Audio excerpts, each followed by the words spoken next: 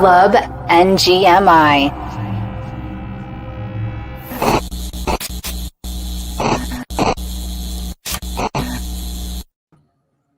We are so glad you made it to today's show. You'll notice a couple of things are different already. Lou, who hasn't spoken a word yet, he's got a new mic. He's got new lights. You'll notice that I'm on the right side. That means Lou's driving.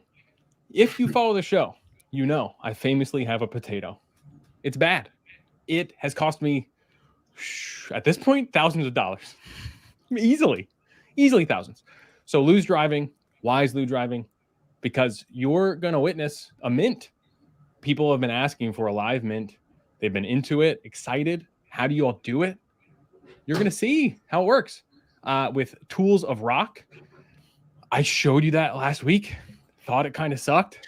I was wrong. And we'll get through that. So Lou, let's start with you. How was your week this past week, my friend?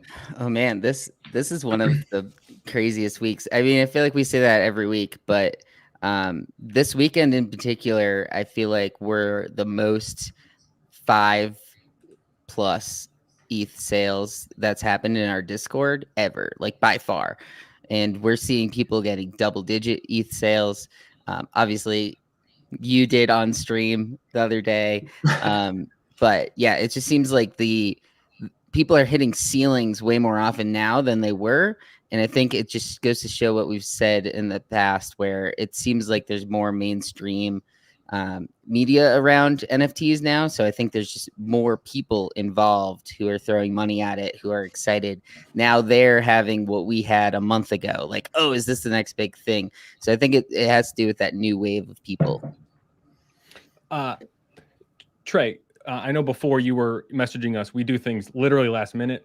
I was on stream like 3 minutes ahead of time to test something, and then I went off stream because I had to. And then Trey was like, I don't know if I can make it, guys. Wi-Fi's been bad. Roommates have said they can't stream anything. You look crystal clear. So Trey, how's your week been?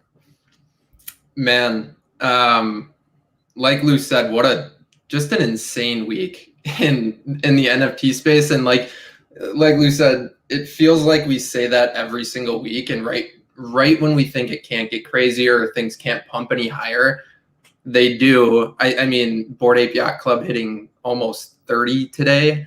I don't think any of us could have ever imagined that even a month ago. So it really does. I was telling you guys pre-show, it does, I'm subscribed to that WGMI, and it just feels very, very eerily similar to Top Shot.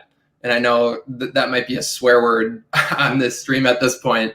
But it does, just refreshing that page and seeing your account value go up. So it's been fun. It was a crazy week. Some big sales in the Discord. I had a Cypher sale, I guess, but man, seeing some of those double-digit ETH sales, I haven't hit that yet. So it's pretty cool to see a ton of people in the Discord really making out. Oh, it's a big, real shame that you paper-handed that Hearst for just 15K just the first night. I know, right? There. Tough scene. Hate to 5 see ETH. that.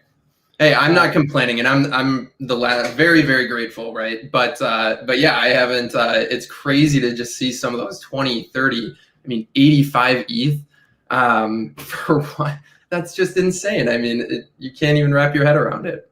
No, and it's a JPEG. So we'll get into it. A lot of people know up, and if you want to scroll up, Lou, in the chat, Willis asked, "I'm not nameless anymore." No, well, I am. I have an Oni, but I'm ready to get rid of it, I guess. But yeah, I had a big hit on Onis, which is great. Very excited about that. The longer version, I forgot. Let's set the table. What are we doing today? We're going early. We started at 9 because at 9:30 we have some friends from ROVI swinging by. Those of us in the Discord, we were chit-chatting with them during their drop, which didn't go as smooth as planned, but it was a test drop. So they did a great job, in my opinion, of shifting and going to a different method. And they said, hey, if anybody wants to come on stream and chat it up, we'd be happy to. Lo and behold, here they are. So we'll talk to them a little bit about what they're up to. And then, like I mentioned, 10 o'clock is the Tour of Rock stuff. I'm going to have the stream up. I'm going to do a little bit of prep work, and then I'll walk through what I normally do when I'm prepping to doing that, to do the mint. But that's going to be right at 10. So that'll be a hard stop, I guess, for chit chat. So we wanted to bump it up a little earlier. So we wanted to give ROVI some time to chit chat. I wanted to give us some time to sit into this week. So back to this week, nameless. Oni was, I'm going to remember that whole process. I think I have a terrible memory, but I think I'll remember all of it because me and Tig got nameless famously. Babs did not. Babs did not. We'll make sure that's clarified. Some of us did, and it was through work and through some really bad poetry. And Tig did it earnestly, and then packed his bag, then pumped it successfully. After that happened, that debacle, Babs asked me to mint for him, and Babs isn't here because he's in Canada, and internet is shoddy where he is apparently. I mean, I don't think it's just because he's in Canada. He's on vacation. Couldn't be here because he's in Canada. Just let me get the Canada digs in while he's not here. I think it is in Canada though, where he's vacationing. Yeah, he's visiting family on the east side of Canada, I believe. Yeah. So he was traveling. I forget exactly what the problem was that he was traveling. I don't think it was this vacation for Oni, but he wasn't able to make the drop. So he said, "Hey, oh, there's Babs." He said, "Hey, Dangy, can you mint for me?" And I said, "Sure. I don't miss." So yeah, you got it, bud. And then he also asked a couple other people to mint for him, which was pretty funny. And do you remember what happened with, I think it was Sneaky that he asked to mint for him. Remember what happened with Sneaky? You mean like he didn't get them all? I don't think he got any. I think Sneaky missed. I think Sneaky was only able to get his first transaction through. Tough scene. So I minted twice for 7 each, which is great. Happy about that. And then the decision comes. Okay, so I have 2 sets of 7. Babs has 1 set. Dangy has 1 set. What does Dangy do? I thought I was being the nice person, and I gave Babs the set with the lower gas to save him some money. So that was the decision that I made for those, which was a fateful decision, as we'll get to shortly. Because no, Josh, that wasn't a stray. I'm just explaining. Josh is saying that Sneaky caught a stray. No, this is what happened, Josh. These are all factual statements. Blockchain's forever. We can go look. So I go send those to Babs. I actually had someone in the chat watch me do the private sale because this is a lot of money. I'm scared of the private sale. And then the decision comes again of, do you sell pre-reveal? Do you not sell pre-reveal? Luckily, my bankroll was at a place where I felt comfortable holding most of mine. I did sell 3 pre-reveal, the 2 that I got for being nameless and writing poetry, and then one of the ones that I minted, just because. And I know the prudent answer was to sell pre-reveal. I think normally that's the prudent answer when the floor keeps rising, because you could have netted. Trey, what was it that you netted? I don't even want to know. I don't know. I sold at 0.84, I think. Yeah, like I don't know what their fees were, but but I had 7, but I sold 2 that were at maybe floor, like before the pump actually happened. So I don't know. I mean, I probably did okay, like 1 or 2 ETH, but I think I ended up hitting on a crown after going back and looking to see what I sold pre-reveal. So I haven't checked on the crown floor here recently or any recent sales, but I can't imagine it looks good. Yeah, I wouldn't look at that. So Babs and I decided to play the lottery game. And so the metadata, it didn't leak. It was on the contract. So you can look at the URI, it's called there, and then you can find the metadata. So I was looking at mine like, oh, la-di-da, I'm looking for rare stuff. I don't really know what it is. And then literally in the metadata, it says something like 1 to 10. And like it says 10 is the best, 10 is the highest something. So I look and I've got 1 and I've got 10 on style, 10 on stealth, and then 10 on the third one that I don't really care about. So I go, oh, that's good. So then I go check the 2 more down, which was 2 serials down. And I also have 10, 10, 10. So I hit the nuts. Like, I don't even know what the odds are of how many 10s there were. I believe they're like, yeah, I don't know. They're like 30 total, something like that. Be hard 30 total perfect. Yeah. Like all 3. Yeah. Extremely rare. So I hit the nuts. That was exciting. And then I've gotten coached behind the scenes by these guys on what to do, because I'm good at minting. I am not good at buying and selling. The first thing you did was post it for 79 ETH. And we said, if you want to sell that today, that's not going to happen. If I wanted to sell it today, then maybe that would have happened. But if you had to sell it Monday, maybe, but correct. Yeah. So I posted way too high because I didn't want to do what ended up happening, which was sell too low. Yada, yada, yada. I needled my way down. Gump. I hate you right now. That sucks. Forward. No, do the next one down. One. Do that one. That's the one. Thank you, Gump. So I ended up selling for 10 ETH, which was just incredible. Very excited about 10 ETH. Told my wife, hey, we're rich. And then, so later on, I listed my other perfect, which I didn't like as much, for 19.6 ETH, just thinking I'll let it sit overnight. If the floor rises and it sells, that's 20 Ethereum. I love that. Fast forward a little bit, we'll go a little bit down and up. My son has COVID, so I was with him and not really watching the floor.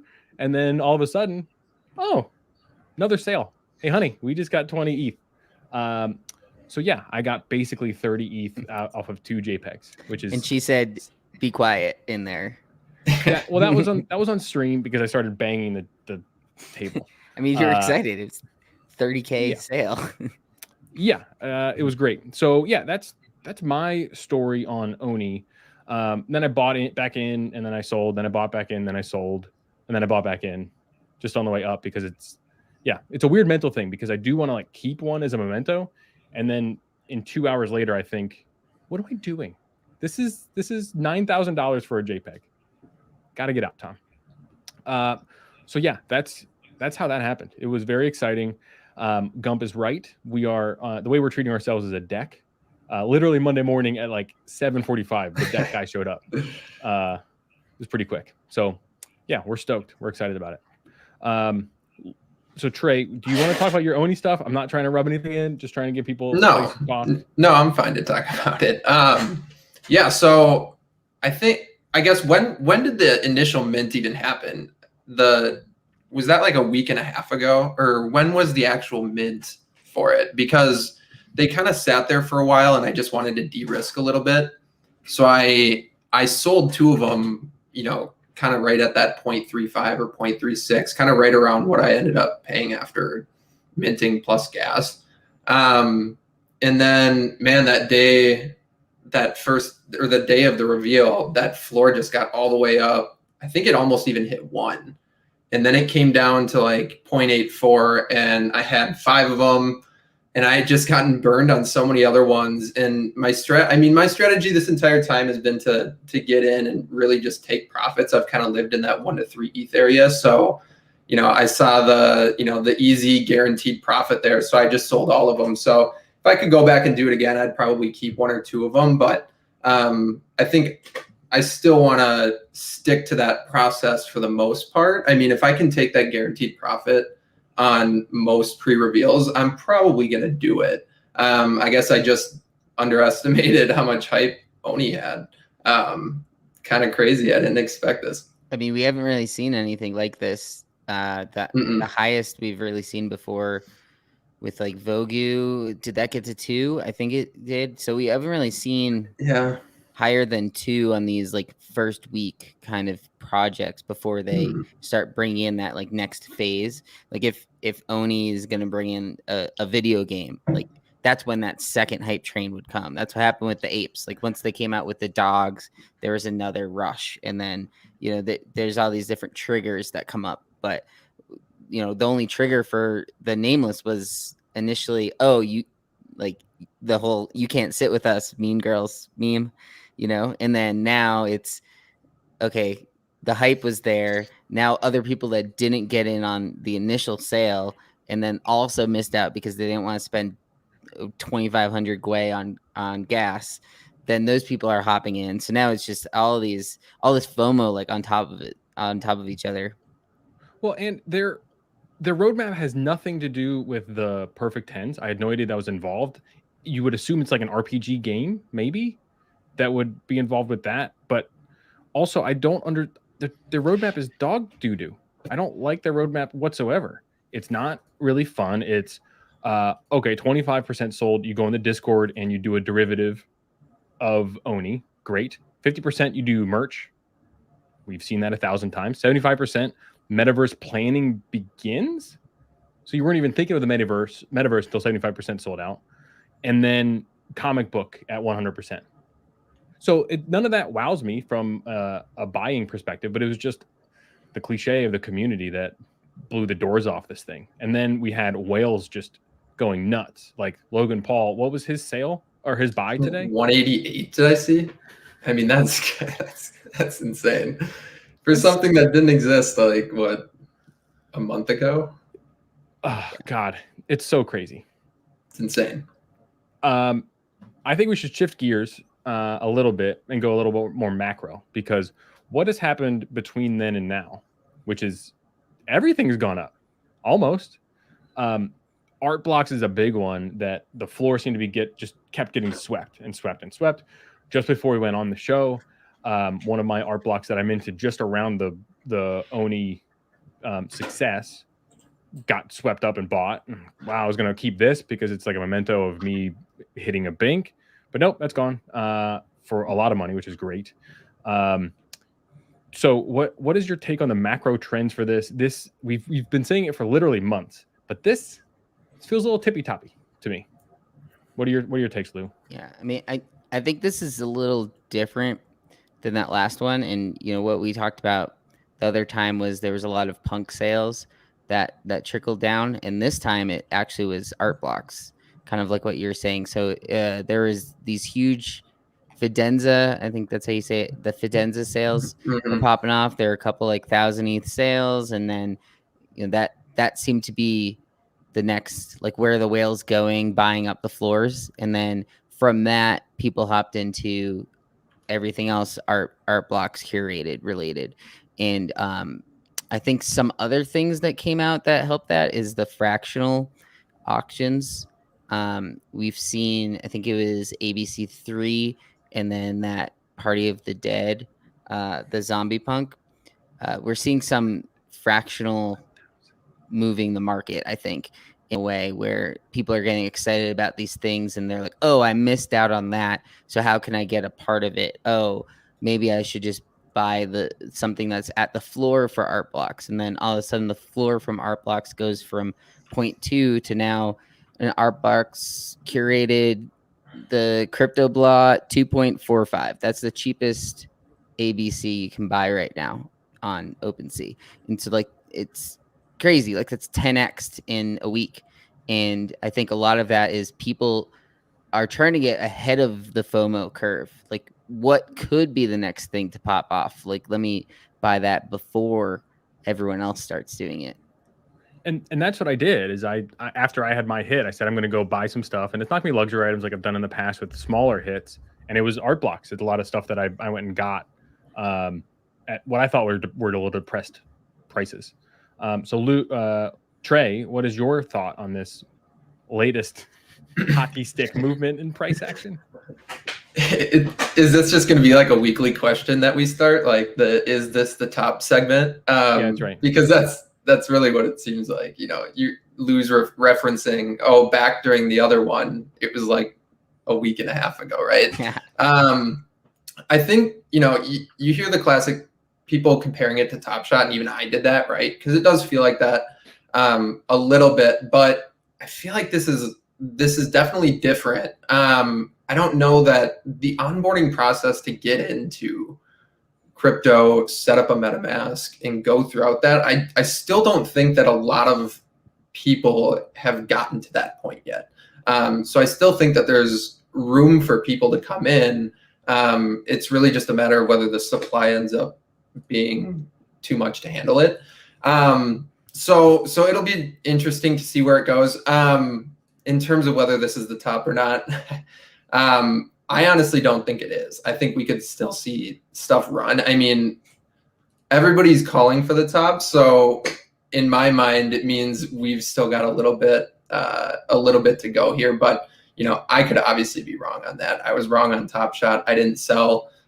So I think the important thing this time around is I think people are scared to sell right now because they can just see how much these pieces can go up literally overnight. So people are really scared to sell right now because they're just afraid that it's just going to go nuts. I mean, that's what happens with me. But when that does come down, and when it starts to come down, then I think, that we could see it happen quick, right? And so I think everybody's agreed that most of these are probably going to zero at some point.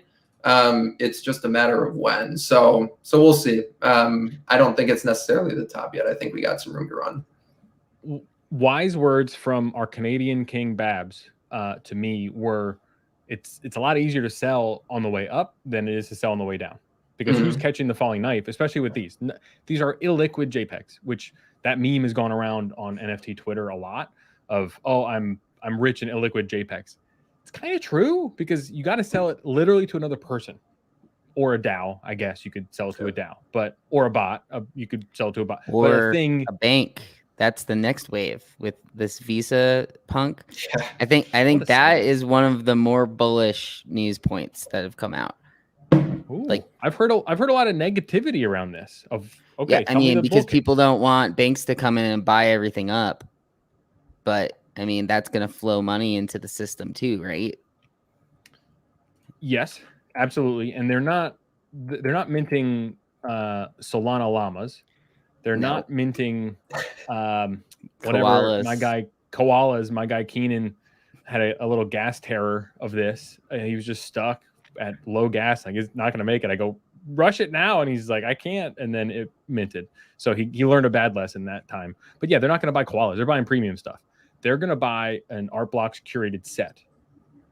They're going to buy... it'd be weird for them to buy an ape, I think, in my head. Like, an institution to do it, unless it fit really with marketing directly. But that's where they would buy, and you make it into like a fund, like the DAOs. Yep. Jesse has a decent point. Did Visa just do a 150K marketing campaign? Yeah. Yep. I can have this on our books, and then it's there. I like crypto. I'm Visa.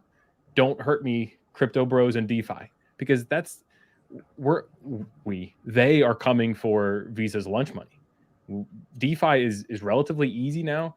It's not a hard jump from NFTs and minting, especially minting from a contract, over to the DeFi world. It is terrifying.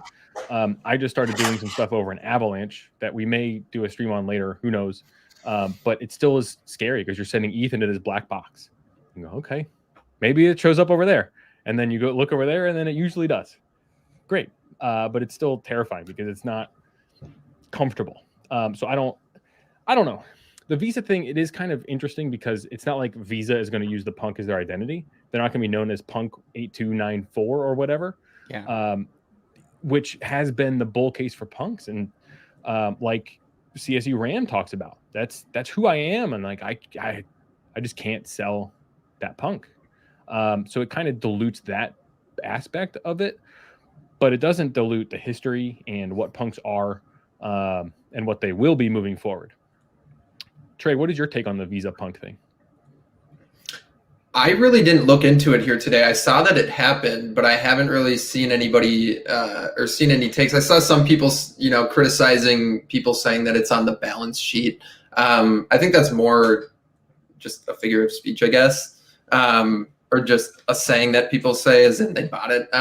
So I don't know. I think it's decently significant. They're almost validating crypto. And I know they already did that with settlement on Ethereum or whatever that news was a couple months ago. But so I think, I don't think it's something that we should all just look at and go, this is, this was the turning point.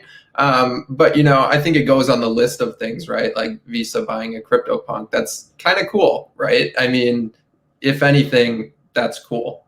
Visa, $500 billion company coming into our little community here and buying a crypto punk. I think that's a pretty cool thing. I want to pull out one thing that you said, which is our little community. And that's the thing that we forget. I think you're totally right on that. And we are forgetting that. Related to that, how was your conversation with the boomers about NFTs? How'd that go? It went. I had 30 minutes. They had a lot of questions, so I didn't get through all of the material. I did just have a meeting or a lunch meeting here today with a guy who's he's actually a lobbyist here in Minnesota. So he was super interested. So he's working kind of with Minnesota legislature. He's a little older, so he's kind of more so retired, but still dabbles in it. So he was super interested in that. He brought a guy along that is really big into horse racing, so they were very intrigued by Zed Run. Oh. Yeah, chickens. So they were really intrigued by Zed Run. The guy who is into horses, he's a big trainer here in Minnesota, works at or spends a lot of time over at the biggest track here. So he's already been reaching out to the owner of the track about Zed. So it sounds like they're looking into it. So kind of cool stuff, right? Like it'd be pretty cool to have a real life racetrack that hosts Zed events or owns their own Zed racetrack, and then people can bring their horses there to race against other people live. I think that'd be pretty cool to see that concept. Are you kidding? I don't really want to go to a horse racing track and gamble because it literally would be setting money on fire. I have no idea what I'm doing. Yeah. But if I could go sit at the Zed part while I hear horses in the background, I'm in. Yep. That'd be really cool. So Jesse had that comment up. I heard another really good take today that banks are most scared of DeFi, not Bitcoin. Buying a punk gets them into the club. So this could, I don't know enough. I'll just frame it that way. I don't know enough to talk about the political aspect of this and the lobbyists, etc. Banks have a lot of money, and regulation's coming. So that's my personal stance. I have no idea if that's true. I don't know what the regulation is going to look like, or specifically around DeFi. So we're already nervous and kind of frustrated about the tax rules of crypto and NFTs. It's only going to get tighter, I think, before it gets adopted in any way, shape, or form formally. So enjoy it while you can is my personal take on DeFi and NFTs if you're into DeFi and NFTs. Right. Our guests are here. You I ready saw your eyes in? shifting. Yeah. I mean, bring on the ROVI guys. Let's do it. All right. What's up, guys? Hey, guys. What's up, Can you guys hear us? Yeah. Yep. You guys Loud are and great. clear. So we got Will from ROVI and we got iMan from ROVI. Is that correct, iMan? Yeah. Yep. iMan, Sea Frog. What else I got? Isaac's actually my real name. So yeah, tons of aliases. Okay, so when Will said iMan and he put in the chat like I-man, I'm like, okay, this is this dude's like legal name, how he pronounces it. It's like I practiced it in my head. I was getting ready, but no, you guys, that's your handle. So how did you get your handle for iMan or Sea Frog? I think iMan was a name given to me like almost by birth. Like if you could trace it all the way back to when I was like 7 or 8 years old. Sea Frog, that's been my gamer tag. Either Sea Frog or Clyde Frog. If you're a fan of South Park, that's my go-to like online persona, I guess. But yeah, Sea Frog is just a shorter version of that. All right, so Will, how did you get into NFTs? How did you get into crypto? Are you just a nerd in general? Because that's where I came from. I come from the nerd area in general, and that was like growing up. So where did you come from into this area? Will, did we lose you? I think he's having I don't know. all right, it's all on you, iMan. Sea Frog. What was your backstory? Like, how'd you get into crypto, NFTs, that kind of thing? We started in 2017, just like everybody else, just introduced to the space, figuring out what Bitcoin was. You know, we hear about Ethereum, starting to learn what smart contracts are, what DApps are. Then, of course, around 2018, the bubble popped. So there was a long bearish. Hold on. You're yada-ing over the fun part. What was your like favorite shit coin that didn't make it? Or like your most memorable one? See, at the time, it didn't feel like a shit coin, but I guess it's still not a shit coin because it's still like in the top 30 or so. Oh, okay. But the coin that I was like, you know, lifelong, I was ready to get tatted up with it if it would have like turned up like the full on vision of what I was imagining to be. It was EOS. That was the big one for me.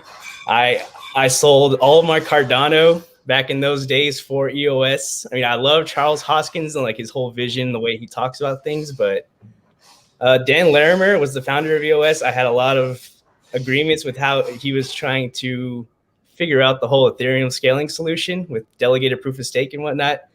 So it was a big ambition, and they raised, I think, $4 billion to their ICO process back then. So it was the biggest ICO of all time.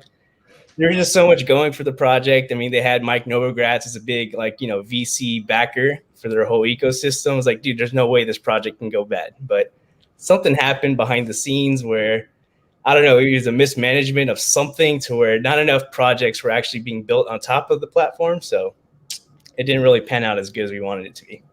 So I'm like a third a wax bro at this point. Really? Lou is a closeted wax bro. He won't tell you that unless you know that he's a wax bro. I just haven't been successful in wax, so I don't like to tell people about it. But I've seen wax, and like wax kind of sits on EOS, and I don't really know what that relationship looks like. So could you briefly do that, and then we'll talk about Rovis. I promise I won't bore you with wax EOS stuff. Yeah, I don't know myself. I mean, I've heard of wax. I know wax it's connected to EOS in some form or fashion. I don't know if it's like 100% part of the main chain of EOS, but I don't know. I was hoping maybe if you guys are wax bros, you'd be able to give me some positive news on the EOS ecosystem. Like, is it actually? I know wax is a thriving ecosystem, but wax was up like 300% yesterday. Yep, that's what I heard. Wait, hold on. Was it actually 300%? Well, it went from like 15 to 48 cents. That's true. To USD? In USD, yeah. Okay. I saw it pump to Ethereum, and I sold around like up 100%. I'm like, great, fire sale. We're done. I'm out. Yeah. Thanks. I'm going to Ethereum so I can go play around in the Rovis of the world. So, Will, welcome back. We got Iman's his backstory, and he has the cred from back in the shitcoin days of being an EOS bro. Will, what's your backstory getting into NFTs? Yeah, so good question. So my background is actually in chemical engineering, and so I spent about 5 years in that industry, and it was largely one of those industries there's not a whole lot of passion, and so I started my own business in cryptography. Right, it's essentially securing payment transactions, and I got a patent, and we did the whole thing. I was featured on Forbes and all this stuff, and ended up not working out too well. But then I got into since I got into cryptography, I learned about Bitcoin pretty early on, like I would say like 2015. And ever since then, I was just doing research, and Iman and I grew up since forever. And all of a sudden, he was into cryptocurrency, and I was like learning about it, and he was already in it. So it was like one day we just got together, and we started talking, and we started comparing notes. And we had such a good conversation. We're like, hey, why don't we just start a podcast? And so we started a podcast, and my brother listened to one podcast when we were interviewing Maddie from DCO Blogger. And he was telling us about this metaverse, and he was basically explaining to us the potential of this 300 by 300 grid, and you could like basically build anything. And we got hooked. And my brother listened to it, and he happened to be a full stack developer and started building something. Yeah, happened to be. Right? One brother is a chemical engineer who has a patent and was on Forbes. The other one happens to be a full stack engineer. Great. Yeah, right. Yeah, and my brother, I mean, he's been coding since he was a kid. I mean, he's been making games since he was 12. Like he just loves that stuff. That's the kind of guy that he is. And so anyway, he listens to this podcast, and he tries to make stuff for Decentraland. He realizes like it's extremely complicated. There's no way that anybody's going to build like any unique content in a sustainable way. So it's like, let's build this platform. So we ended up building MetaZone, and we launched it the same day that Decentraland launched, and we made a good amount of money up until we launched February 2020, and then about a year after that, we ended up generating roughly 3 million mana or so for our creators, and basically it's a platform, it's a minting platform where creators come in, make content. This content is essentially applications that are deployable in the metaverse. And then these are NFTs, and and then we got into learning about what was going on with these PFP projects. We saw, a lot of tragedy. I would say there's not a whole lot of substance in a lot of these NFTs. How dare you talk about misfits that way? I mean, come on. Yeah, I mean, it's we come from a background of like, dude, we have this NFT capability with like functional stuff that we can do with it, and we definitely appreciate the art, but man, we could do so much more. And so we figured, I was like, hey, why don't we just throw our hat into the ring and figure out, I was like, if we could do our own 10K project where everything is uniquely procedurally generated, let's make a game out of it. Let's see how it goes. And of course, we launched in August 19th. We fumbled the ball, and then we recovered the ball basically in real time. Like, once we recovered the ball, we got the whitelist, and then today we ended up selling out the pre-sale. So now it's like, now we got to figure out what our marketing strategy is going to be to kind of like talk about ROVIs and what the game's about. Let's dig into that fumble. So we were talking in the DMs a little bit.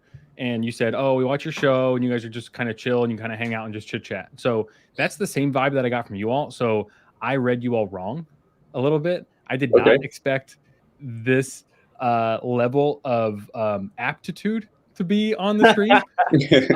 That's probably my fault. I think I bring Will down a little bit. Probably my doing. That's fine. Babs does that for us, but he's not here today. So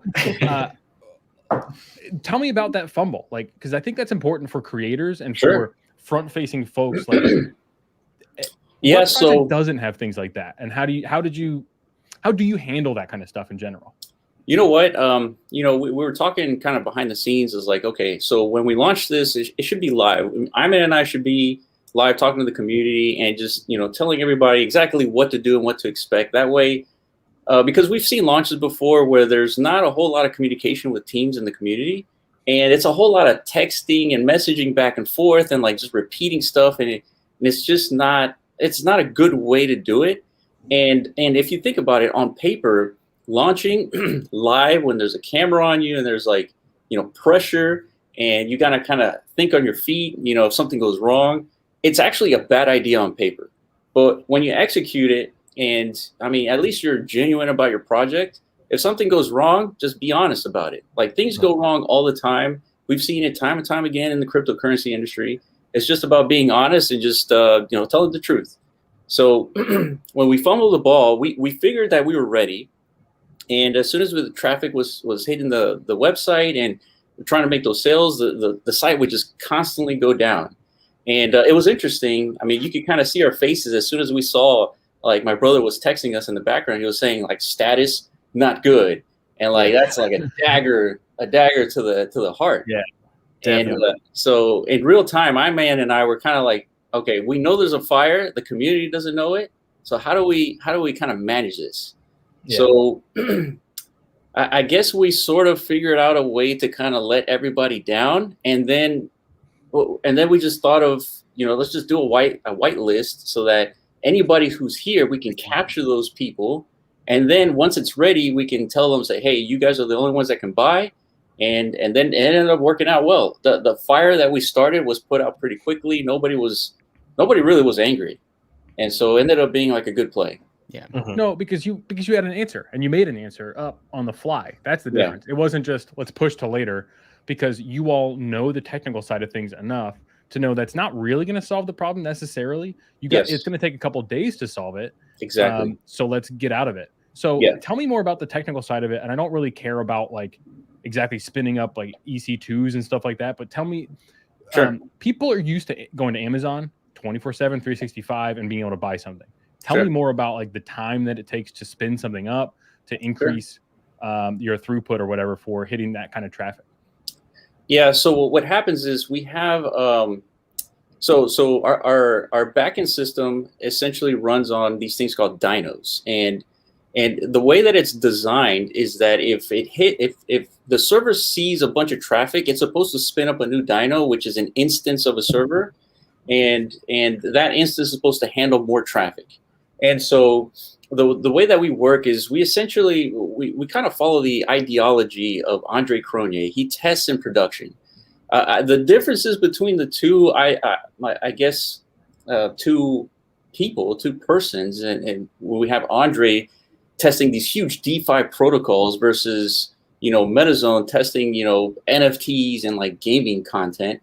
Obviously, there's huge implications for DeFi where if you get hacked, you lose millions of dollars, and so there's a huge difference. But the point is that we like to test in production because that's when the rubber meets the road, and you figure out where you have like the vulnerabilities, in the sense that traffic is going to take down your server, or transactions that come in are not hitting the server database properly. And so there's these huge things. So what we ended up doing was, I guess in the following 48 hours, between the three of us, we were online together, just testing the shit out of it, right? And it kept bringing the server down, like just trying to buy stuff, right? Just all together.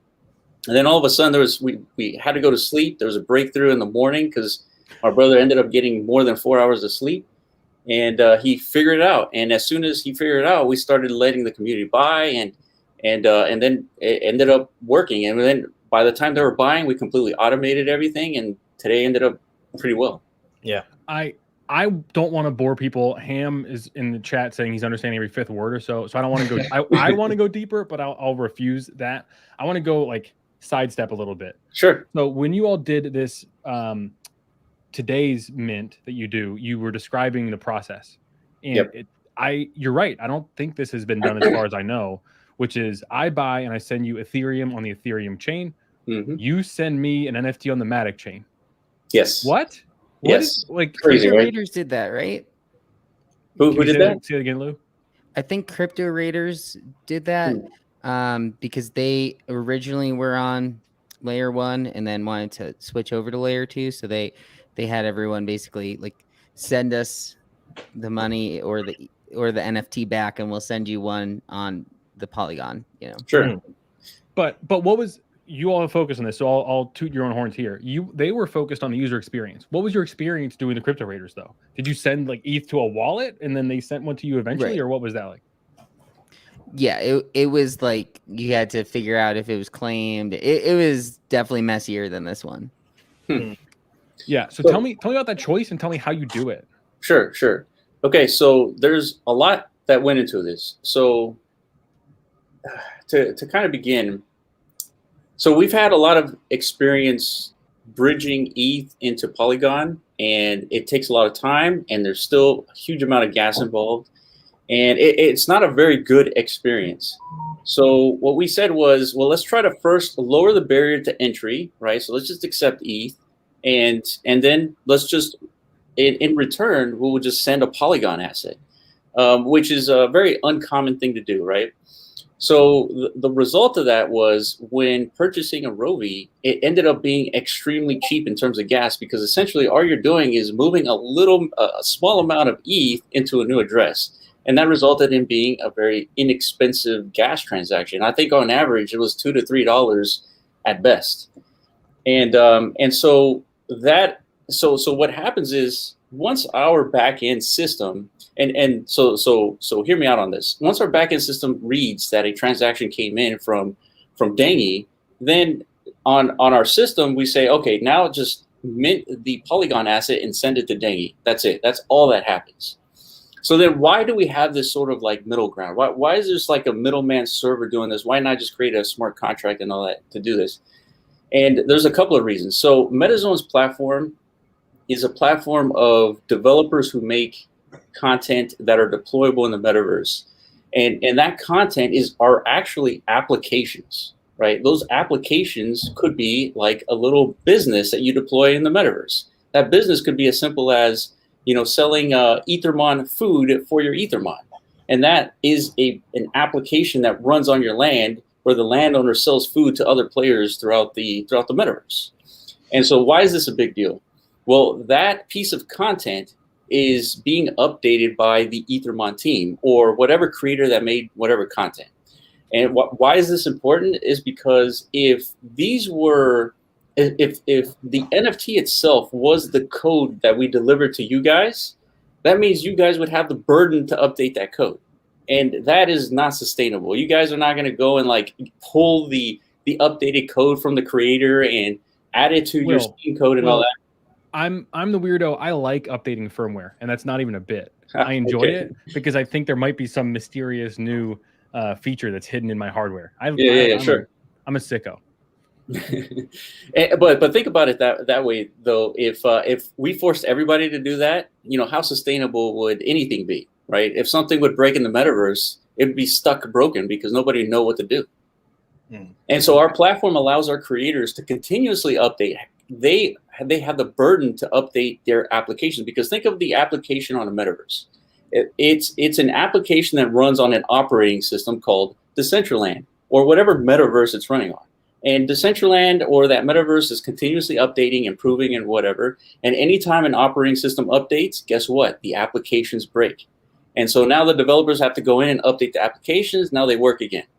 Now, so we took that same concept. They said, well, our creators are making applications. They need access to update those applications. So that's why that platform exists, MetaZone. And that's why we have this sort of like a middleman server taking in ETH on the front end and then delivering a Polygon asset on the back end. When people play this game, they're dealing with negligible gas. I'm laughing at the chat because they're now taunting me. You weren't here yet, but I've already said in a DM to Babs when I was minting Oni, I said Dangy doesn't miss in Gas Wars. Yeah. So now I'm doing it in front of X number of my friends, and she's even saying we're a channel in a Discord of a content creator related to, particularly around fantasy football. That's how we got into this stuff, which is really weird. It was fantasy football for some of us, then to Top Shot. Yeah. Now into NFTs, now into Decentraland and ROVI. Mm-hmm. So at one point I was given the head honcho's money, his Ethereum, he sent it to me, and then he went to the beach, and then I minted Animetas. And if you followed the Animeta price action, what happened after mint? The devs went to sleep, the price cratered. So I was like, okay, I got the head guy's money, what do I do? So I sold at a minimal win, sent him his money back, and then what happened to Animetas? Straight line up. So that's what they're ribbing me about that. So that's the baggage that I'm carrying to this mint that's going to happen in 13 minutes or so. Yeah, sure. All right, let's talk ROVI. So we've got transporters, we've got things inside transporters, and then we've got the metaverse. So tell me about those three layers, and then what the deal is on ROVI. Give me the pitch. Sure. So think of it this way. There's a huge idea of unboxing things, right? Everyone likes unboxing things, right? When something comes in from Amazon, it's a cool feeling to break it open and see what's inside, right? So we took that concept and we applied it to ROVIs. So the transporter is really like a delivery method, and that delivery method is actually a meta. So a meta is essentially a metaverse enabled tokenized asset that are deployable right in Decentraland and eventually in the ROVIverse. And so you need this meta to start moving assets from off-chain to on-chain. And so it's an important piece of the gaming kind of ecosystem. And so within that transporter is a supercharger. And that supercharger is holding your ROVI. And it's a completely random ROVI. Nobody knows what's inside. We don't know. Nobody knows, right? And so the supercharger is important. It's another game piece where when you're battling your ROVIs, they reduce energy, and you need to take that to a supercharger to charge it up. So the more superchargers that exist on the land, the faster they charge. And so you have this game mechanic that encourages people to collaborate with each other and start deploying superchargers to each other's land. So and then out comes the ROVI once you open the supercharger. And the reason why you want to unbox the ROVI is because that's when you lock in the RNG stats, right? There's the battle stats, defense, energy, things like that. And those stats are completely locked down, right? These are metadata that's completely locked down. So, and the whole idea is to create that unboxing experience, and then encourage people to go and battle to upgrade their ROVIs, and then PvP battle to actually earn tokens. So, is there any edge to, say, holding your box without opening it? Because there's some NFTs are like that. Sure. So I think there's a speculative component to keeping a ROVI inside the box. It goes back to like if you're a figurine collector back in in IRL, there's an incentive to keep the figurine inside the box because that's how you protect it, right? That's how you keep its value. And we wanted to create that possibility with these ROVIs. I can't tell you whether it's more valuable to keep it inside. I mean, I think it's more valuable to unbox it and play to earn. But I think I think it's better to leave it up to the community to decide what to do. Will, yeah, you said the money words, my friend. We love play to earn. Play to earn, yeah, dude. People love play to earn. So, are you the next Axie? Well, I would be lying to you if we said that we didn't have our sights on those guys for sure. And so we're definitely kind of understanding exactly their mechanics, and I would say we're taking some pointers here and there from Axie. But yeah, the idea is to create a play to earn economy that can both play in Decentraland and also the Roviverse, which is playable on your phone. So you don't need a desktop computer with 2 video cards so that you can run Decentraland, right? But yeah, all you need is your phone, and you can play to earn and battle people in real time. Okay, and I think we're introducing a new element that Axie probably doesn't have at the moment, with the game content itself being ownable assets for the in the ecosystem. And the big thing that makes the Axie economy go is that there's a lot of earning opportunity from the Axie assets itself. So meta content has revenue generating capabilities, and they have payment split technology within them. Yep. So a big thing of what's catalyzing the Axie economy is their scholarship movement, which gives access to a much broader pool of player base to participate in that ecosystem and to leverage the assets that the earlier generation have accrued to produce value for themselves, and they split it amongst all the parties involved. But there's not much infrastructure in place yet within the Axie ecosystem to do that. It's mostly a manual process, right? So that's what's so cool about Did you guys hear? Did you hear what Iman said? Iman said pyramid scheme. I didn't say it. Iman did. That's what I heard. Well, people have been throwing that word out there, so yeah. And let me just do something real quick. Tig is Tig in the chat. He's worried that I'm upsetting Will and Iman by giving you a hard time by saying you're the next Axie. I am gently ribbing, hopefully in a playful way. I don't mean negativity through it. So, okay, I do have to run really quickly, so I'll be back in a second. Sorry, Where you ran Lou and Trey. Sorry. Yeah. I had a question on ROVI. So basically, there's 3 NFTs that we're getting, right? Mm-hmm. And then are you able to reuse the transporter later? Like how are you able to reuse after unboxing? Yeah, so that's part of the game mechanic. So they're, like you're saying, they're 3 NFTs, and if we sell out, everyone who's holding a ROVI will also get a land NFT as well. So for the ROVIverse, and of course, completely free. But the way that you use it is this idea called a meta. And think of a traditional game like World of Warcraft or any game that we're used to today, where you're basically interacting with a product from a company, and you're interacting with that company by playing it. So what we believe about the metaverse is essentially taking the functions of a game, such as fishing or battling or mining or whatever function it is, doesn't matter, and capture that into an NFT, have the community buy and deploy that in the metaverse. And then when you're playing the game, you're not interacting with the company or the entity or the creator. You're interacting with the community. The community is hosting the game.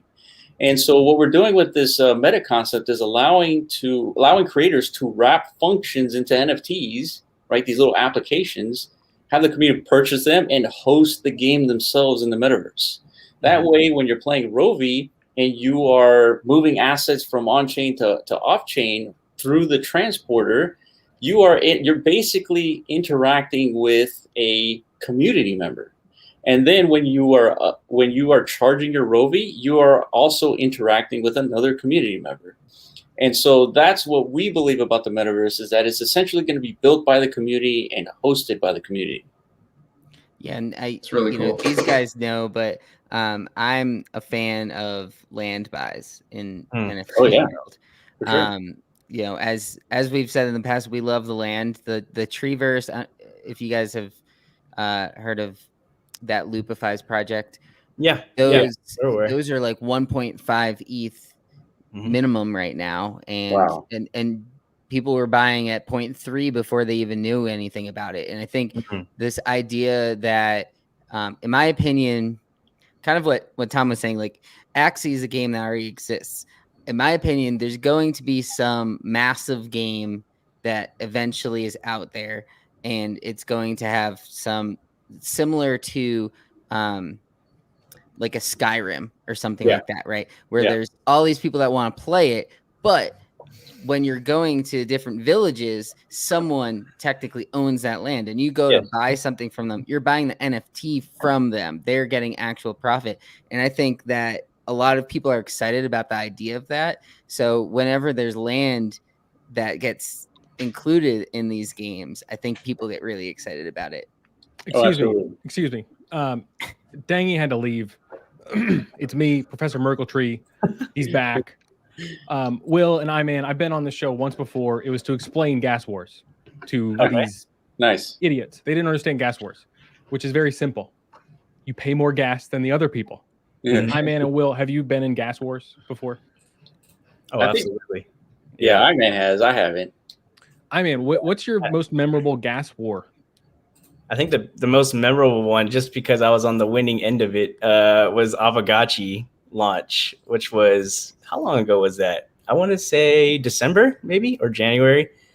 Yeah, it was crazy, man, because they you know what, they had a pretty similar mechanic to their launch to the ROVI project, in the sense they had 10,000 unopened portals that were up for sale, and it kind of what kickstarted their whole gameverse from that point. And as you can imagine, they drummed up a lot of hype. A lot of people wanted to participate in this because they were one of the first projects to kind of merge the idea of NFTs with DeFi. And then they had of course the ROVI branding along with it. And, Stani was out there promoting it. So there was a lot of hype built up. And I remember getting into their Discord right before the launch, and it was probably one of the biggest Discord showings I've ever seen. I mean, were you literally shaking? Shaking? Nah, probably not. I don't know about shaking. That's cold, man. Dangy didn't know what an NFT was back then. No, probably not. I don't know who Dangy is. I'm Professor Merkletree. Can you please share my screen? It's almost time. It's 2 minutes to go. I need to show how I prepare. Okay. It's mid-time, boys. Feel free to ask questions. Feel free to distract me. That's part of the fun. I am excited to lose gas because I made a lot of money this week. So who cares? Sorry, Dangy did. And I haven't yet moved it. Life is crazy. So we're going to mint from the contract today because there's 1,000 or so left on the Tools of Rock, which the gist of Tools of Rock is, I was told this is like Mint Pass, but for like rock concerts in the metaverse. So I believe they're going to be involved in Decentraland, as far as I know. Nice. That's good. What really brought me in was they talked about naming rights on the stadium, like for performances. Like that's next level stuff in my view. So I'm ready to buy. And the added pressure, I gave you the history of at one point I had the head honcho's money in my account and minted for him and then fumbled it. We're doing it again. We're going to mint for him again. So that's what we're representing here. So we see my spreadsheet on the right. We've got the quantity 1, 2, 3, 4. I'm bad at arithmetic, so that's why I do 1, 2, 3, 4 here. And then we got the price 0.069. I hope that's right. Did a little bit of research before this. Not a good idea. You should normally verify that. Next thing, we've got the gas now. I'm still old school, and I do gas now still. I don't go to the London fork yet. I'm scared. I've been told there's only one button now in MetaMask. Don't know if that's true because I haven't minted anything. Life is crazy. Other thing I have, this token tracker. This shows me what's going on, so I can refresh this screen to see when things are being processed. So we want this number to stay here until I mint. And then this will be the contract where you write, and then we can mint. So I have a question. Yeah. And this is for mostly our audience. But in this case, so it's not currently minting, but they already have 7,038 in the total supply. So is there only 1,500 available in this drop? Yes, that's right. So it's going to be like this crazy could be if people ugly. are into it. This could be ugly. And we should be minting any second now. And you'll see I keep hitting this right because I'm waiting for MetaMask to not have an error here of a shit ton of gas, basically. And what's the mint? It's 0.069, right? Yeah, so I don't want to pay 2 Ethereum in gas. That's just unrealistic. And also you'll notice gas spiking. We're over here at 72. That's high, but it's not unreasonably high. So normally if we're actually doing like a private mint, someone is watching the Discord at this point. We've done this a few times for some things. And then we'll get a number of things as far as like mint count, what gas is, that kind of thing. Robert is saying, didn't pre-mint these things? Yeah, I have 5, Robert. Thank you. I would like more.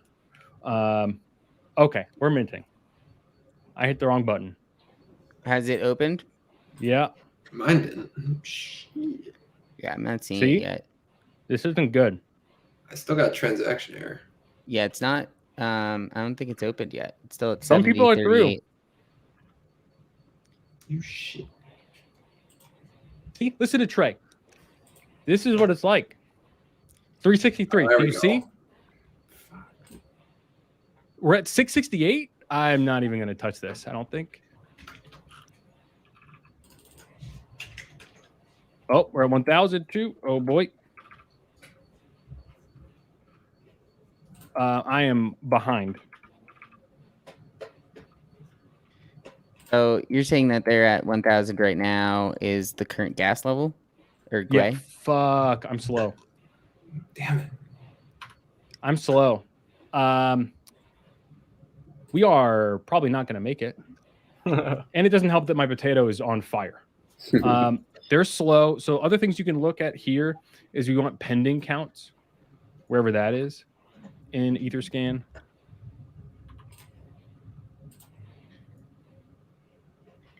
By the way, Trey, my transaction hash won't even come up. What's that's up? not good.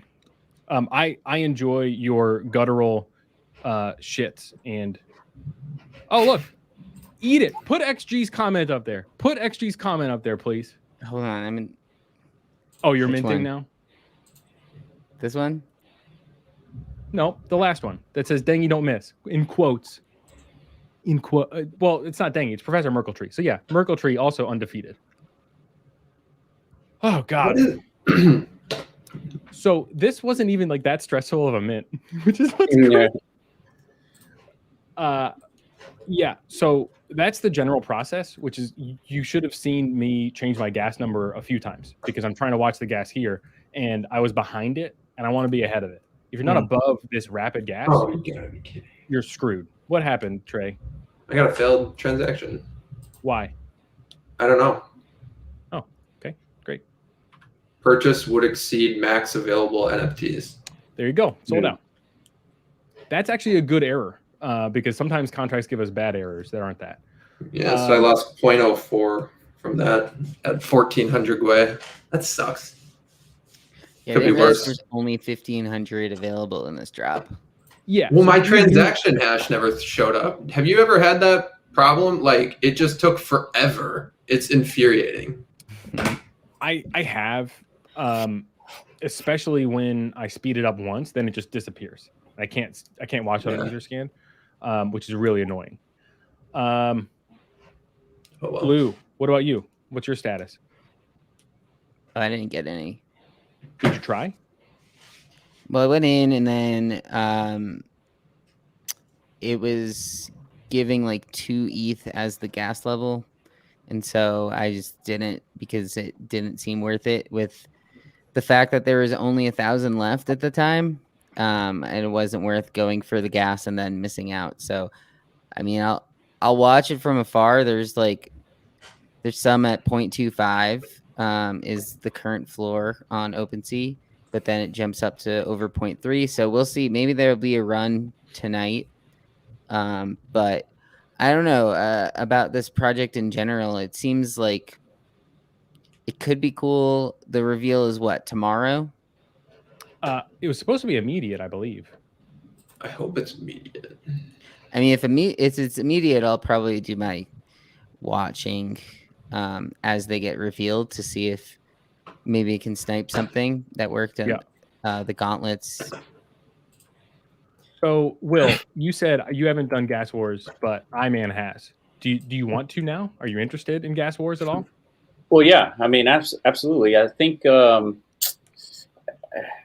have, and iMan can attest to this, but a lot of the times that I see these NFTs, I need to see some functionality. So I like to see NFTs with like some sort of application, something that I can do with, and that's why I like the Avogachis. I actually tried to get one, it completely failed. I guess my estimation on gas was like totally off, but yeah, man, that's the NFTs I'm more interested in. iMan, help your friend out, man. Like, help him out.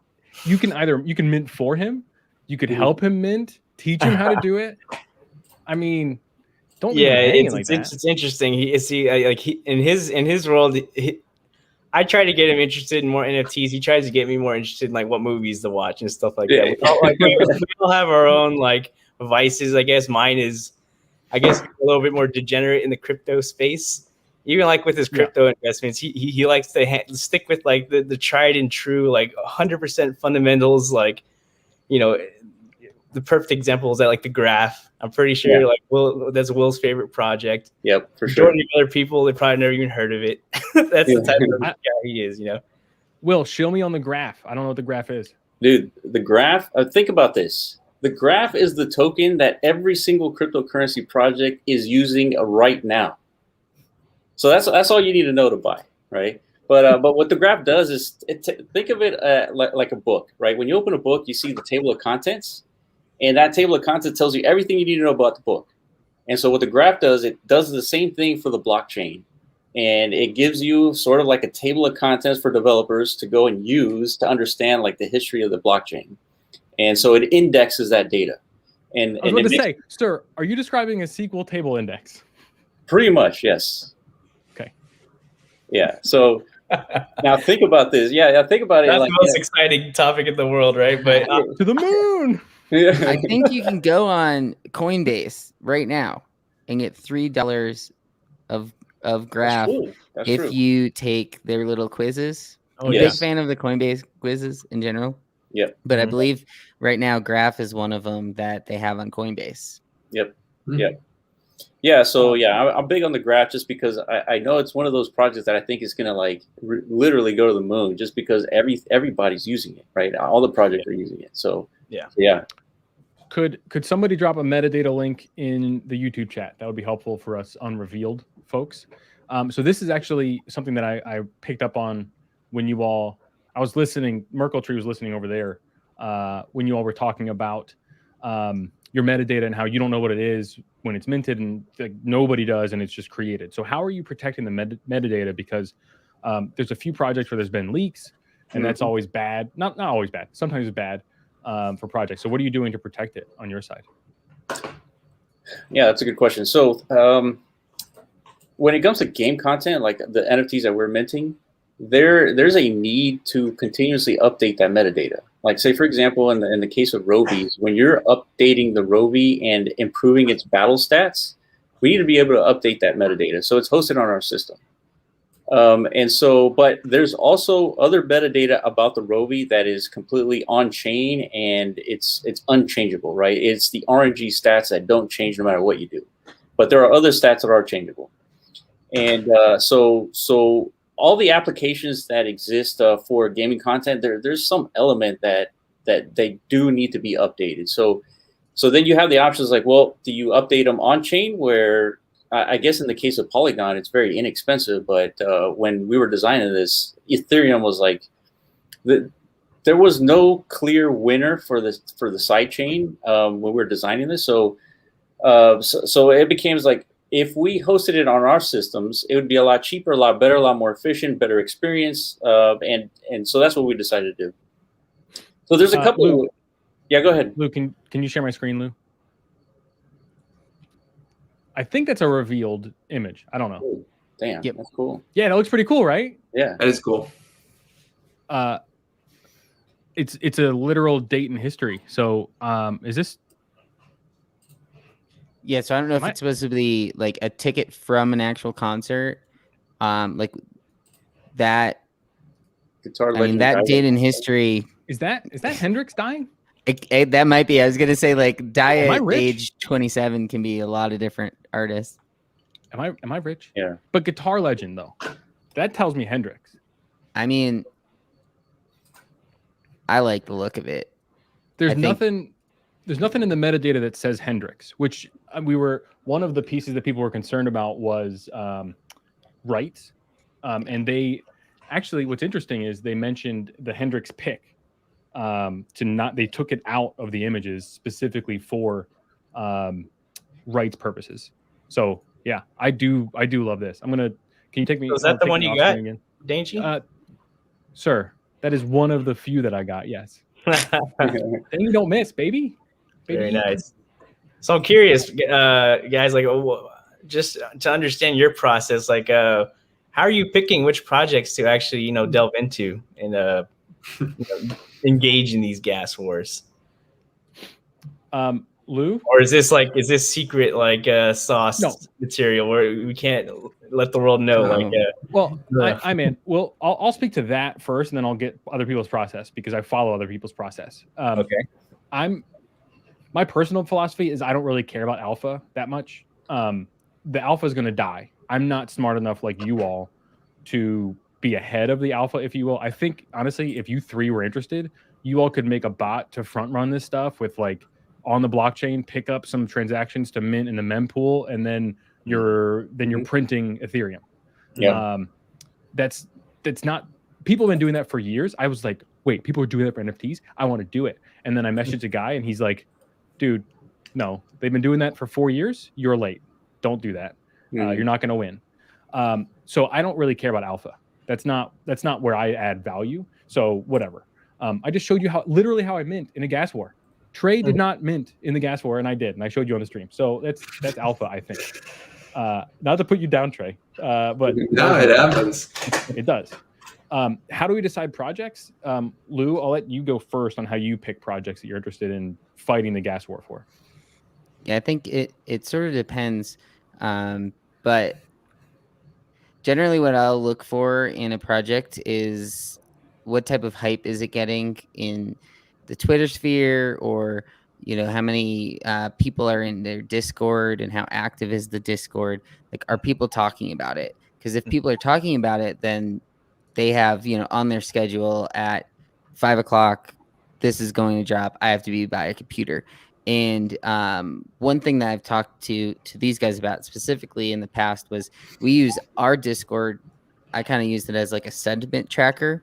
So if people are talking about it and they're like, ooh, this looks good, that looks good, and you see multiple different people who are posting links about it or pictures of, oh, this is what it's going to look like with that, like the nameless drop, a lot of people were posting, oh, what's the Discord for it? Like, I need to know when it's dropping, and they're asking about what's the cost and things like that. So I think when there's a lot of chatter about something, then that's going to be more likely to have a higher demand. And also just within Twitter, are there a lot of these, influencers out there who are talking about different projects? And then another thing I like to look at is who's developing the project, who are the leaders. Like there's always seems to be these like community managers who are basically in charge of marketing for the project. And is that someone that I've seen in other projects before? Were those projects successful and things like that? And then the other thing is, what type of utility are they going to bring? And I think one that people are talking about now a lot is this sort of play to earn idea, and the gamifying these, because as of now it's pretty diluted on the just profile pictures just as they are. So now these projects need to bring something else. Are they going to have a DAO where you get a token if you own your item long enough? And is there going to be passive income over time? So I think it's really just are people talking about it, and then trying to figure out why they're talking about it, and does it seem like something that 3 months from now people will still be talking about? Yeah, it's an excellent analysis, I think, of where it is currently, this space. Agreed. So are there any like alarming standout like red flags for you when you're identifying these projects? I mean, if you go down rarity tools, there's just so many at this point, right?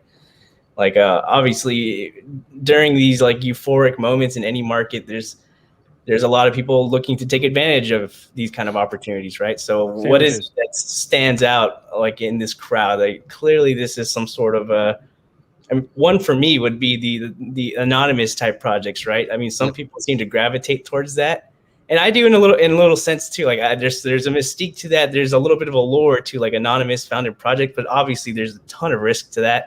So we take the opposite approach. We're maximum transparency, right? We live stream everything we do. Yeah. But I was curious, like in your head, what is it that stands out? Like this is something I should probably stay away from. I think there are projects that the dev team or their Discord is just non-existent, and there are other projects where every day they're giving an update, or they're trying to engage, and they do giveaways and things like that. I think when they're non-existent is one thing that really throws me off. Is it's like, well, are they trying to develop anything with this, or were they just trying to make money? So I think sometimes it's very clear when a team just doesn't care. So that's usually the first big red flag for me. Do you think, Dangy or Trey? I would agree. I mean, the dev team, I mean, we learned our lesson on a few of those where it was just like, we look back and go, why the heck were we, investing in rabbits or whatever, where the dev could barely even, communicate with the community. So I think you could probably like just jump into a Discord of a project that you're, thinking about minting. And I mean, you could probably cross off about 75 to 80% of them just by going to the announcements section and seeing how they communicate with the community. Like Lou said, how often they're communicating, the verbiage that they're using in their announcements. I mean, it's pretty easy to tell whether it's BS or not, in my opinion. Lou, can you bring up my screen, please? Okay, so I looked at my MetaMask briefly, and I'm like, oh, I have more Ethereum. What happened? So I don't know if these are floor or not yet, but I sold 2 tools of rocks. And my computer's slow, so I hide the images. That's why. Literally, it's because if I'm OpenSea sniping, it just doesn't work with the images. So I pulled up. Where's 261? That's the one that actually. We'll do this one. 6055. What I sold right here. I see Folsom Prison. And that's a problem for me, because I think that might be Folsom Prison Blues that I just sold for half an Ethereum instead of 10 Ethereum. I don't know. Do you think that would be a top seller? Yeah, because if I'm looking at other things, for example, not here. Oh, there is a ticket there. There's one that doesn't have a ticket, so there's tickets are important. I did just notice that too. Yeah, Ray, Johnny Cash. Thank you, Ray. I blanked on Johnny Cash's name, and I saw it yesterday, in fact. So I'm illustrating that because I forgot to delist right before reveal because I was streaming everything. So that's one strategy to not learn from me, which I did, which is to delist. So yeah, sorry, I was having a heart attack about this. I'll let you go back to the regularly scheduled program. Yeah, so that's another thing with when these things drop, where if people miss out and then they just get FOMO and they hop in and they're willing to buy right away before they even see what it looks like, because they're like, well, I missed out and then it went fast, so they think they need to get in before, like some of these projects are at 4 Ethereum for their floor. So people are like, oh, I'll buy it half an Ethereum because this is going to sell for 2 later. So it's very interesting to watch the after a drop happens, because sometimes it goes straight down and other times it'll go up, and it's kind of the other fun side of the sweat where you get to see like the actual movement after, and if people actually do like this or not. Yeah, it's pretty. that specific one that you guys were just looking at, the Tools of Rock, I think is what it's called. That one's interesting just because it seems like they're giving you hints at what this art piece can represent without actually putting the name of the artist on it, right? That's what I'm kind of picking up from the concept. I wonder if they're doing that to avoid any kind of like IP. I think so. I saw on the first thing. It's called Tools of Rock, and it looks just like the School of Rock logo.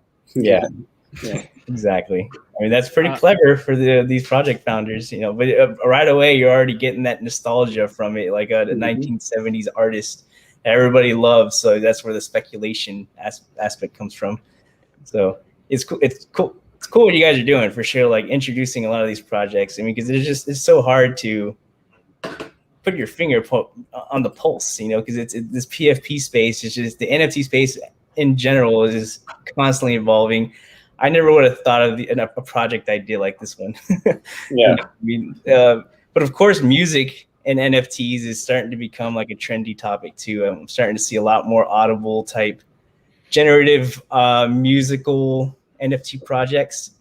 You know, what kind of music are you guys into? What are you into? I'm into basic everything, man. Music has always been like a huge influence for me growing up, and even today. Well, I don't listen to as much music as I should these days. Yeah, same. Yeah. So, I mean, I grew up in Houston, so of course hip hop was a huge influence on me. No question about that. But also rock and roll. I mean, System of a Down, Red Hot Chili Peppers, all that good stuff, like from like the late 90s to the early 2000s. You know, that's to me is like the nostalgic music that really I gravitate to. What about you, Will? I'm more of a Dr. Dre, Eminem, Snoop Dogg type of guy. I gotcha. I think that somebody else who was in actually the Q&A in the Discord for Tools of Rock could. Tony is dropping names. Yeah. Yeah. Fat Pat. Yep. There you go. There we go. Yeah. I think they want to go into other genres as well, but there's kind of like an arms race, just like Iman was saying, because I've seen a few EDM and DJ projects coming out soon as well. As far as music goes, and it's a natural fit to Decentraland. I think it makes perfect sense. We saw it during COVID, the initial lockdown. At least people were at home paying for home concerts, and people have good sound systems now. They have good TVs now. That's fine. I like going to see live music and being there. Wonder Quest is doing that. Yep. Yeah. So I think that's definitely a space that's going to, oh God, got to drink. A space that's going to grow. I have a thing where if I say the space or spaces, I got to drink because I hate it. So that's my personal deal. What are some of you guys discover? Yeah. Quick question. How did you guys discover Decentraland? Lou? So I discovered Decentraland in like a kind of an odd way, but do you know Avastars? Yeah, project? Avastars, yeah. So they earlier on this year they would run like a weekly giveaway where they basically were in Discord chatting with people and giving different things away, and you could like write a poem or a story about your Avastar, and they would read it and then randomly give out an Avastar to someone. And one day they brought up another Discord that they were connecting with that they were running a like casino night in Decentraland. Yeah. And so they gave everyone whatever amount of currency to go play the slots or the table games in Decentraland. So from that, I went on and I created a character and like hung out in their Discord. They had like the casino night. And I didn't really know anything about it before. I had heard of it. I had seen like just from scrolling Twitter and things like that. I had heard about Decentraland, but I'd never been in it. So like that was my first experience of being in there. And it seems like it's so the depth of it, that it's a lot that you can do that I haven't really explored as much as maybe I should have. But it definitely seems like where people want to go. Because like I was saying before, video games and those like RPG style games, there's so many people that are interested in that. And I think if you're sitting at home all day on a Saturday or Sunday, like there's going to be people that would be willing to just roam around in the metaverse for the day. Mm-hmm. Sure. Yeah, we're pretty we're experts in Decentraland. So if you guys have any questions, definitely hit us up, because we know like pretty much every single corner and how Decentraland works. So yeah, man, I do think Decentraland is going to be sort of like the focal point of a lot of these PFP projects to kind of add functionality just by deploying in Decentraland, for example. And so I guess another question for you guys is, do you see that the idea of the metaverse being a concept being talked about more often in kind of like the PFP space? I think it's been talked about since the beginning, to be honest, but I don't think anybody knows what it means, to be honest. Like, I think everybody, no, legitimately, I think everybody has like their own picture in their head or interpretation of what the metaverse is. Some people would argue that we're living in the metaverse right now. I mean, I stare at my screen, my computer screen, so long during the day that my eyes hurt by the time I go to bed, right? So does that constitute living in the metaverse, or do you actually have to have this immersive Oculus headset on where you're literally like, it's mirroring your movements and you can touch and feel things and stuff? Like, is that the metaverse? Kind of like Ready Player One type stuff. I don't know. So I guess that's my take on it. It's just, I think everybody has their own view of it. So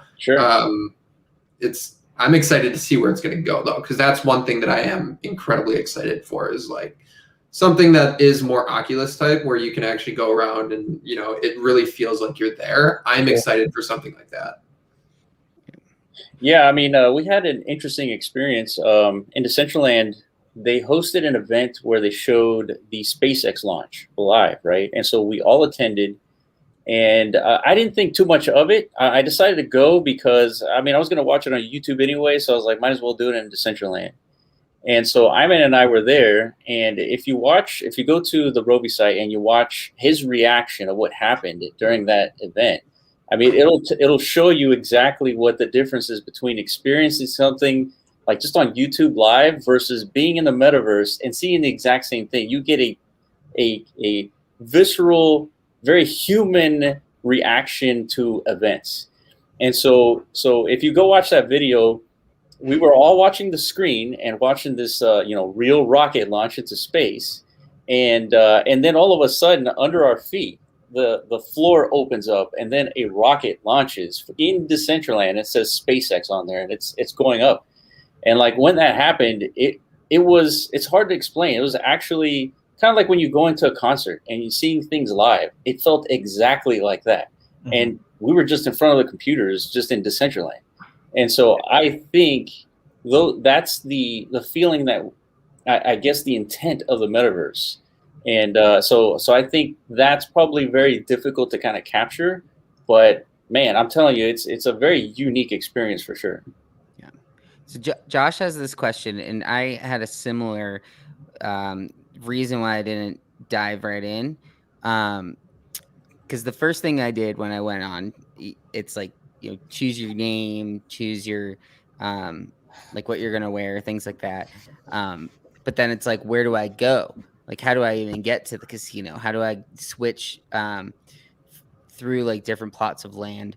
And so, if someone was just fresh, knows nothing about Decentraland, like, what are they going to do first thing? That you download it, and then what? Yeah, so that's a very good question. So Decentraland is, first of all, it's an open metaverse, right? So you can literally go from one corner to the other and walk through the whole thing. And so it's a 300 by 300 parcel, grid.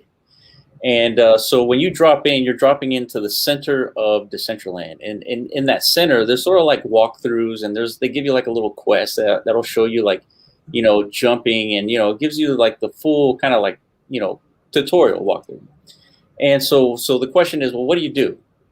The first thing you want to do is probably find out where all the events are happening. And so if you go to events.decentraland.org, it'll show you everything that's going on in Decentraland. If it's not on there, then whoever's hosting an event is doing it wrong. So everything's there.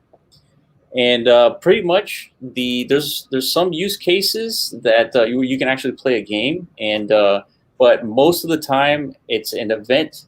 You just attend, you hang out with your friends, and you talk about what's going on in the event there, and that's pretty much it. But there's another side of Decentraland where it's developer focused. People are actually making games like Ethermon and Rovis and Corona Zombies. There's these games that you can actually go and interact and play to earn.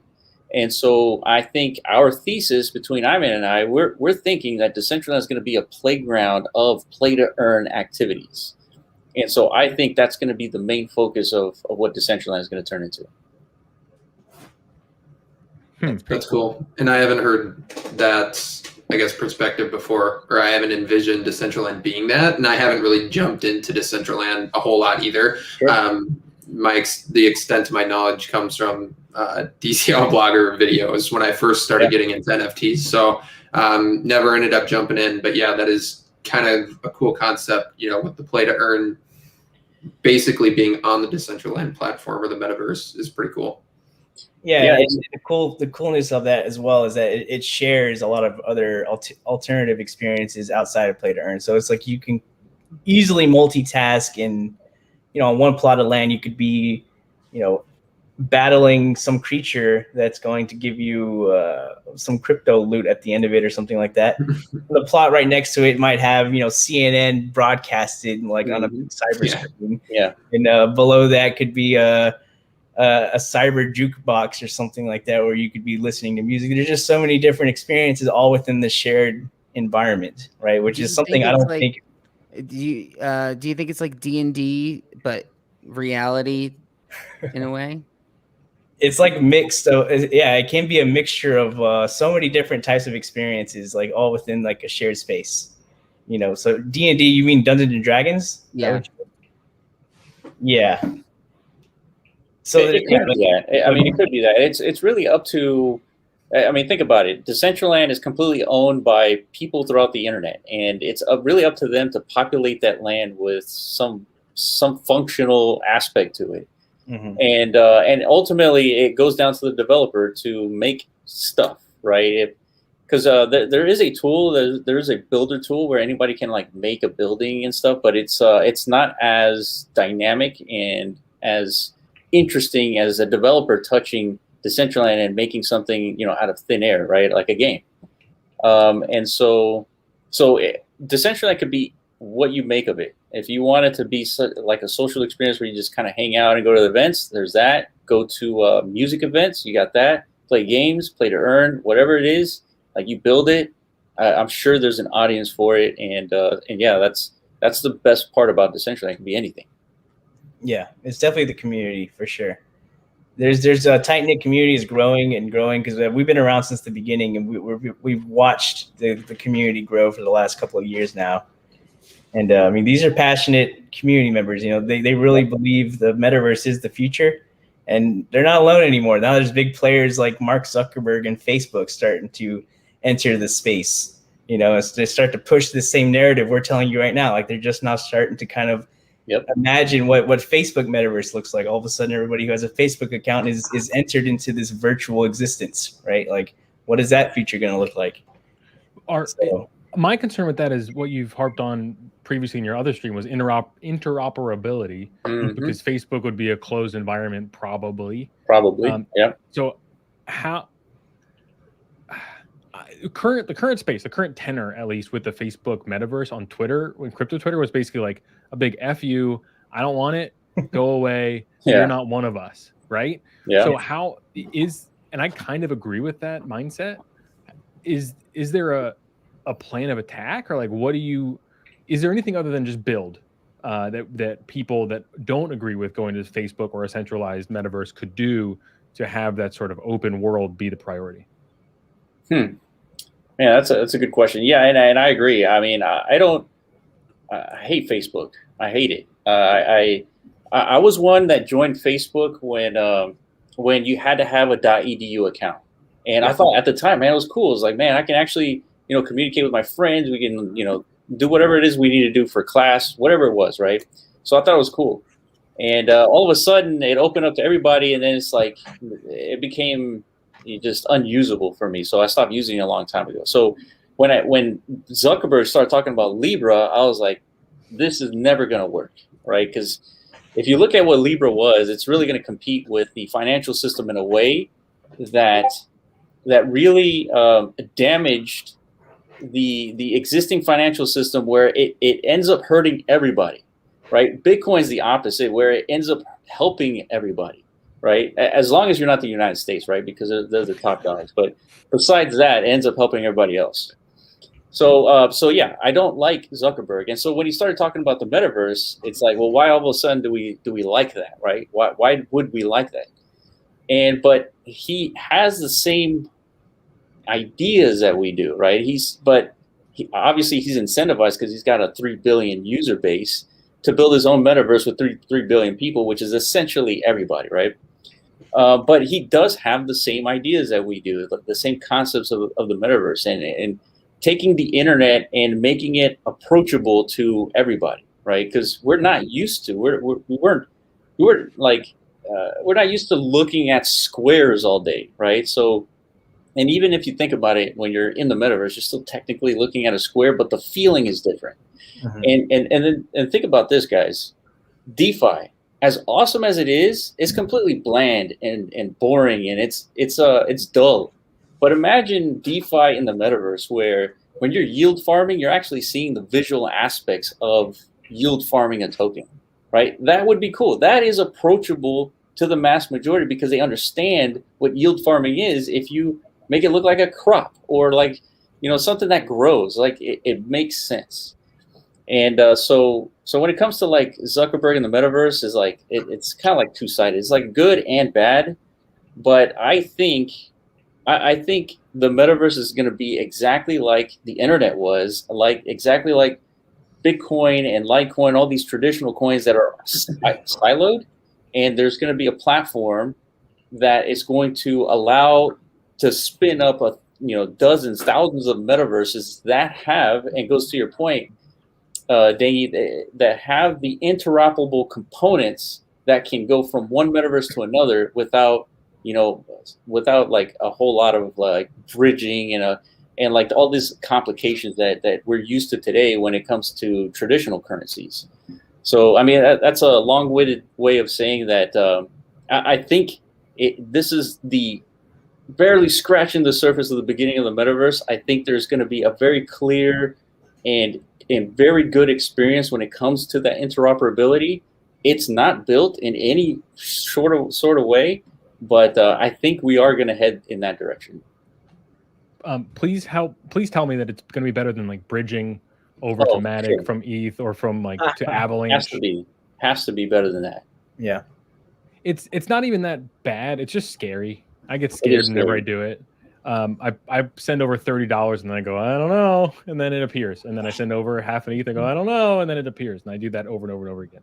It's terrifying. Yeah, I 100% agree with that. And you guys came from Top Shot, right? And that was your first exposure into like the crypto space, and they made sure like that didn't happen to their users. That's why they built their own chain. Mm-hmm. So yeah, I can imagine going from an experience like that to now you're entering into like the actual crypto ecosystem where, yeah, almost every move you take is a potential mine, if you don't know what you're doing, So these things are indication of like what phase we are as an industry, right? Because it's so challenging and not user friendly. It should give everybody that sense of we're all early and we're all kind of pioneering this whole industry together through our use and interaction with these protocols. We can't get better unless we figure out all the layers of friction that exist within it. Mm-hmm. Yeah, I do think the UI is going to be the big thing that changes. Like even MetaMask's UI, there's a big update with the London fork. People hate the UI, and it's how do you get away from that UI without a sidechain where gas is so important to this and gas is so confusing and so expensive? It's impossible. I don't know. Like for this example, I paid 0.239 Ethereum in gas alone to get this NFT, and I paid 0.069 for the NFT. I mean, it's crazy. It's bonkers. And if I did not have a bankroll, I would not be able to do such a thing. So, bringing it back to ROVI, what you all have done in creating a separate transaction, which is literally sending ETH, going ahead and processing it and saying, "Oh, Dangy sent ETH. Let's send him this NFT." There are cons there, I think, and there are people who don't like centralization would be concerned, but the benefits, I think, outweigh it, in my opinion, because it's going to be a very seamless experience for folks. Yeah, I totally agree. We got to hope Oscar's computer doesn't die, because otherwise we're all screwed, right? Yeah, right. Yeah, no, and I totally agree. I think the centralization part is important. I think there are important aspects about cryptocurrency that do need to be decentralized, such as the medium of exchange needs to be decentralized. But when it comes to gaming, there needs to be an ability for creators to continuously update their content, and there is going to be an element of centralization no matter what you do. But the end goal is to definitely decentralize and have the DAO you were talking about earlier. And but it's going to take time, because when we built MetaZone, we didn't know it was going to work, and we had to build the MVP, the most minimum viable product, to test our assumptions. And once we tested out those assumptions, they ended up working, and now we can solidify everything with smart contracts and start designing ways to decentralize everything, because ultimately Metaverse or MetaZone is really a tool for the community to use. And ultimately, it should be completely decentralized, and it can be. It'll take time. I agree. All right, Lou, Trey, what else you got? Anything? No, don't think so. Not on my end. Been good. So when is the next ROVI drop? Oh yeah, so the next ROVI drop is going to be September 2nd, and on that day at 6 p.m. UTC. You'll be able to get a ROVI, and it's the same thing. If we end up selling out, everybody's going to get a land token, and then you'll be able to unbox your ROVIs, and eventually, pretty soon after that, start battling and play to earn in the metaverse. So yeah, September 2nd, 6 p.m. UTC, and yeah, hopefully we see you guys there. Before you go, tell me about battling. I'm old and I'm bad at video games. Do I have a chance? For sure. So the idea here is every ROVI has unique stats, right? RNG stats. And if you get like a really good roll, you're going to get, you're going to have a solid battle bot, right? But that doesn't mean you're going to win every single battle, because there's elements of RNG when you're battling. However, there's human input into every battle. So there's going to be like a power damage, and then there's going to be like a defense move. And so you're going to have to predict in a PvP match, if they launch a power move, you need to launch a defense move so that you can continue on battling. So it's a very simple game, but there is some strategy to it. I gotcha. Rock, paper, scissors, turn-based strategy. You guys are nerds. I like it. You're right. I love it. Well, thank you, Will, and thank you, Iman, for hanging out and coming on with us. We appreciate you hanging through the mint. The boring mint gas wars. I'm excited about ROVI. I'll pull back the curtain. In our private show DM, people are like, who did we get on? These guys are legit. Like, they know their stuff. So even in private, we believe in you all. So best of luck on September 2nd. Happy to hang out, and I'm sure we'll be in touch later on. Have a great night. Appreciate it. Thank you, guys. I appreciate it. Take care, guys. Yeah. All right, guys. All right. Bye-bye. On behalf of Lou and Trey and Dangy, this has been Club NGMI. What a week this past week has been. I don't know if I can handle another week this way, because I don't want to put another deck on my house. I'm already putting one. I don't want to put two. I mean, it's part of the reason I didn't want to get the Tools of Rock. I'm like, I should just take a couple days off. Now I'm just imagining every time Dangy has like a 10+ ETH sale, he just adds another deck to his house. And pretty soon it's just going to be full of decks surrounding his house. We will end on this. That pic that I showed you of Jimi Hendrix, his death, That is redemption for my Animeta story. That is Pete Overzet's NFT. There's a private sale ready for him to pick it up. Pete's rich. Thank you all on behalf of Club NGMI. See you later. Bye, guys. See you guys.